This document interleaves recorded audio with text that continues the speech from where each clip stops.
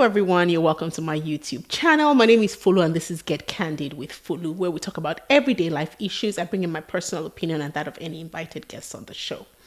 On today's episode, I want to talk about some of the pleasures that we take for granted in Nigeria when compared to being in the West.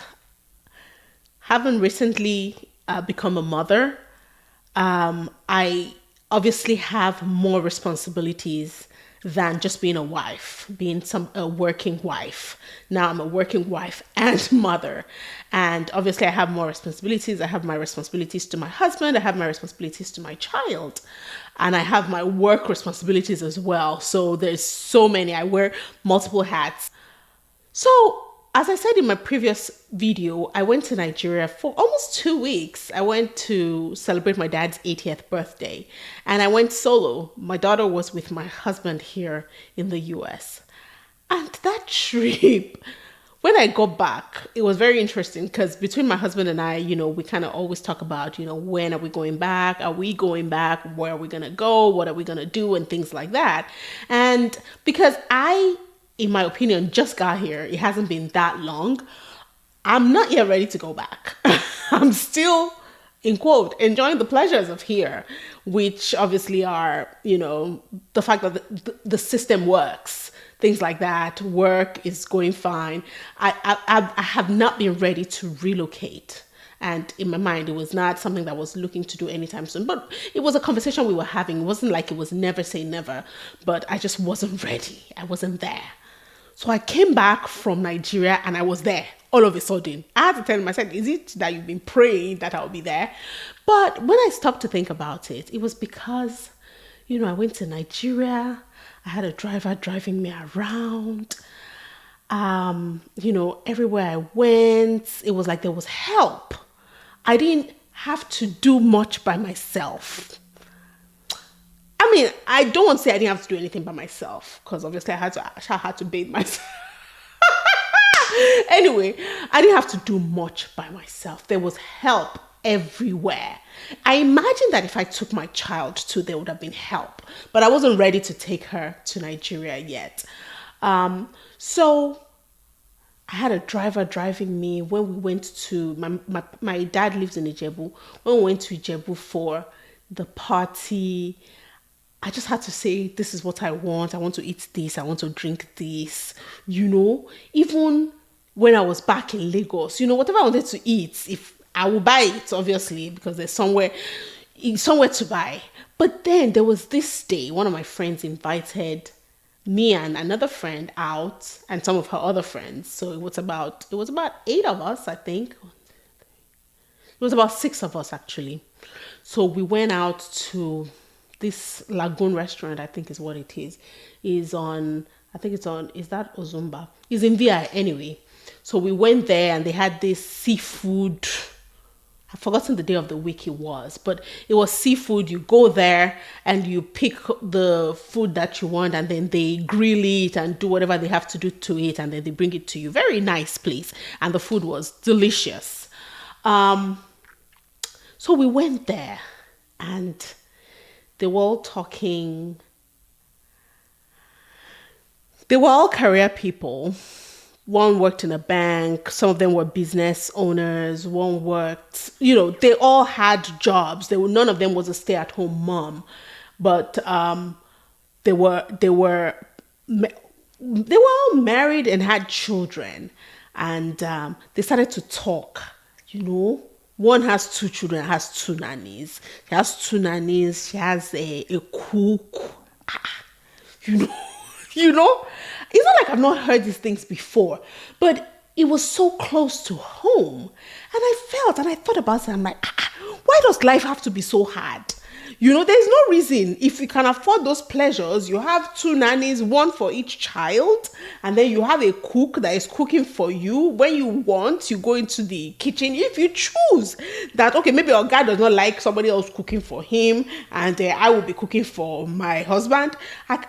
All I have to do is chop the carrots, chop the tomatoes, do all that, and I will come and I'll put it. Life can be sweet and easy. Life can be easy. But the thing about it is that with Nigeria, you have to have money for you to be able to enjoy those pleasures. So that's the balance there. You have to be able to afford it to enjoy the pleasures. But even if you're, in my opinion, I think, even if you're like middle class, not rich. If you're middle class, you can still afford some of those. You might not have two nannies for two children, but you can probably afford to have a nanny. You can afford to have a help too, or a cook, or whatever it is. Because these people talked about the fact that they were housing their cook. One of them said, I rented a place for... And by the time they even said how much these cooks and these nannies were earning, it was good money. It was, I mean, if I say six figures is not that big of a deal in Nigeria. But yes, it was 6 figures that they were earning, So it made me come back to America and be like, Shogunlaye ni. Must I now be forijabo? It's like you have to do everything. I have to take care of the child. So everything now seemed more to me when I go. No, it's not that I'm comparing myself to others, but it's just that sometimes you look at it and you're like, must life be so tough? But now I'm speaking with both sides of my mouth, honestly, because when you also think about it there, the insecurity is huge. You talk about Nigeria happening to you. Some of the things that happen in Nigeria can happen here, no doubt. But it's just the frequency and the fact that it's so, you're prone to, it's more common, healthcare. Healthcare is huge. I spoke about my testimony here. The event with my miscarriage, I don't know if I would have survived it in Nigeria. God knows. Only God knows. I honestly, if I were to say it in my mind, I don't believe that I would have survived it in Nigeria. But God knows. So there's the healthcare. There's the fact that things work, There's the fact that things work because, the money people are spending on diesel too, when you hear all that, the money they are spending on diesel, on solar, I mean, if they have to do solar, I guess they do solar and it's once and for all. But those kind of things too, they add up. So honestly, I don't even know, I don't know. I'm thinking about it. So the comforts in Nigeria makes me desire it. But on the other hand, God forbid, if there's emergency, if there is an emergency, what happens? The fact that you call 911 here. After my child, I didn't mention it. After my child, I had some allergic reactions, and at some point my throat was closing up, and I had to call the emergency services because I didn't know if it wasn't close up, and I would not be able to breathe anymore. And they had to take me to the ER. But those things are not readily available. Nobody prays to be sick. I mean, our politicians still travel out of the country for health care. So that says something. So honestly, I don't know where I am. When I got back, immediately I got back, which was in January, I was ready to go back. I was ready. I was already looking for a job. I said, I need to find a job, there where I can live. But now, I've been back almost 2 months now. I'm back, settled into my life, and it's like, it's not so bad. What's the big deal? So, but Nigeria is sweet when you have money. I think that's the cocoa. So you can be traveling and going to do your medical checkups. You can be, doing all the things that Nigeria does not have for you. You can get it elsewhere if possible. But Nigeria is fun and it's nice and it's comfortable when you have money, because that's the operative word. You have to have money, because if you don't have money, it will be hard. So anyway, that's where I am. I don't know. We're still thinking about it. If I find a good job that will pay me very well, maybe.